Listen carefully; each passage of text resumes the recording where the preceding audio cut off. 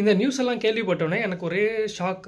அப்போ தான் வந்து கேஸ் சிலிண்டர் வந்து இறங்குது எங்கள் வீட்டில். அப்போ என்னாச்சு, கேஸ் சிலிண்டரை பார்த்தா ரொம்ப பழசாக இருந்துச்சு. பயந்து போயிட்டு நேராக ஏஜென்சிக்கு போயிட்டு, என்னங்க பழைய சிலிண்டர் கொடுத்துருக்கீங்க, எக்ஸ்பீரியான சிலிண்டர் கொடுத்தா வெடிச்சிடாதா அப்படின்னு கேட்டேன். இல்லை சார், நீங்கள் நினைக்கிறது தப்பு. ஆக்சுவலாக வந்து நேச்சுரல் கேஸ்க்கு வந்து எக்ஸ்பைரி கிடையாது. ஆனால் அந்த சிலிண்டர் இருக்கு இல்லையா, அந்த சிலிண்டரோட ஸ்டீல் வந்து எக்ஸ்பைரி ஆகும். ஒரு 5 இயர்ஸ் தான் அதுக்கு ஒரு எக்ஸ்பைரி இருக்குது. அதுக்கப்புறம் வந்து அது டேமேஜ் ஆயிடலாம். அது மட்டும் இல்லாமல் சிலிண்டரை தூக்கி தூக்கி போடும்போது 4 கை மாறும்போது சின்னதாக ஒரு பின் அளவுக்கு ஹோல் இருந்தால் கூட அது மூலயமா கேஸ் லீக் ஆகலாம்.